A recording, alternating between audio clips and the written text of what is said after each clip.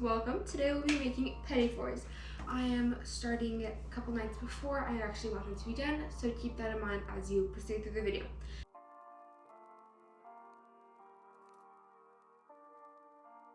The first step is to make cake flour. Now, I don't have cake flour, so what I'm going to do is I'm going to take regular all-purpose flour and potato starch. A lot of substitution recipes called for cornstarch, but I found that potato starch also works just as well. What we are going to do is take one cup of flour, take 2 tablespoons out of it, and I will put this into my sifter. We're going to do the same thing because I need 2 and 1/4 cups. Next, I'm going to take my tablespoon and gather 4 tablespoons of potato starch. 2 tablespoons for each cup.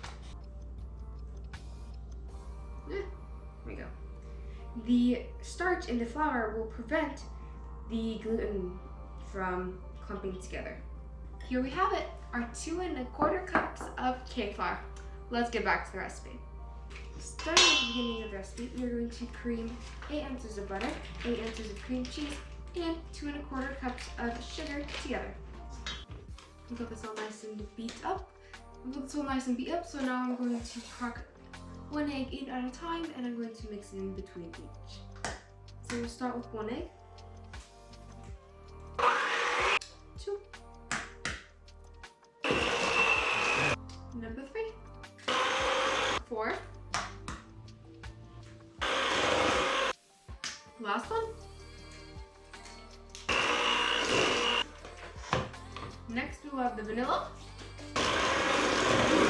We sifted the salt in the cake flour, so we're going to put our dry ingredients in as we mix on up. The recipe said to mix it until there's some streaks of flour, so I've got it to that point, so we don't want to overmix.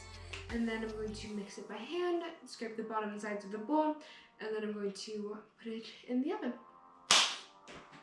If the cake is too light and airy, then it will not sit right, but if it's too dense, at the same time, if it's too dense, then there is the chance and the likelihood that the cake will be just too heavy for itself, to carry it itself.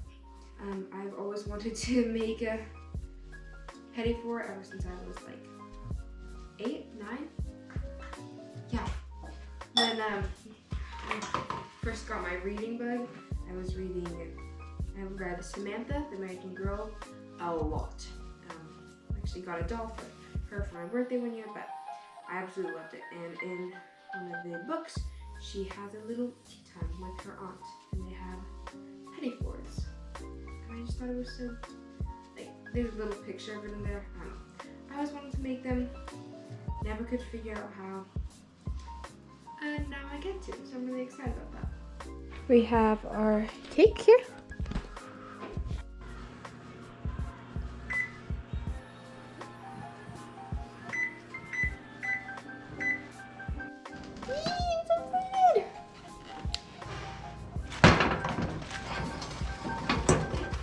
So I just pulled out the cake. It's lightly brown. You can see it better on camera than in person. But if I push down, it comes back up. Do that again. If I push down, it comes back up. So that's a nice texture. And then toothpick test. Beautifully, oh, it's not focusing. Beautifully made. So we will turn off the oven. Woohoo!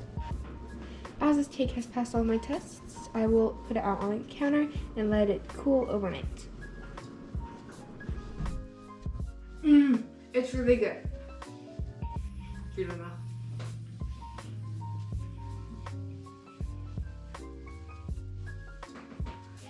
Okay, first thing to do today is make a simple syrup. 1 cup of water, 1 cup of sugar, and then almond extract and vanilla extract. Okay, I cut off the edges of my cake and cut the cake into 1.5 squares. They weren't all the same size, but I tried to get them to the best of my ability. Then I spread them out with parchment paper and set it up so I'd be able to easily put size them. I split the sauce into 2 bowls and put vanilla extract in one and almond extract in the other. Just organizing these by size because I didn't cut them into perfect squares, so we're just figuring out what lines up.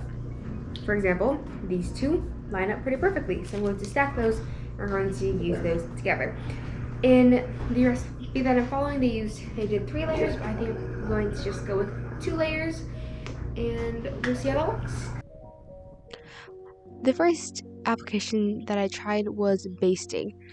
I was working for the top part, but just wouldn't get the syrup on the sides, so I decided to switch and move to the spooning technique. This worked, so I ended up doing that for the remainder of the cake pieces. I put on the cherry jam on the almond syrup one and strawberry jam on the other ones. I wanted to douse the cake in the syrup, so I used the squeeze bottle, but that didn't work as well as I was hoping that it would, so I ended up just holding the cake in my hand and rotating it and soaking it into the syrup, which worked lovely. I froze it for an hour and set it up to put the frosting on in the morning. So the third day, it was morning, and I decided to start on the frosting icing. I took 3 cups of powdered sugar, added some water, and I boiled them together until all of the powdered sugar disappeared. I split it into 2 bowls and added the various extracts and coloring. I decided to decorate my cakes with an icing that kind of dripped off the sides. It was very aesthetically pleasing both to make and to see come together. I love this footage here. And this is the final finished product. I'm really happy with how they turned out. The tops are nice and glazed, and I'm really happy about it.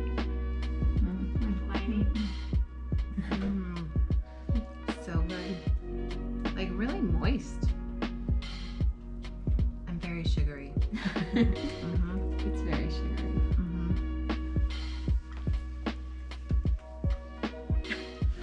Those are really good. They're gonna be really sweet, but yeah. The cake is really moist and spongy. There's a good, layer of filling in the middle. It complements it nicely. The frosting's nice and thick. Makes like a shell. It's good stuff. A balance of tart and sweet. Yeah. Just all comes together. Thank you.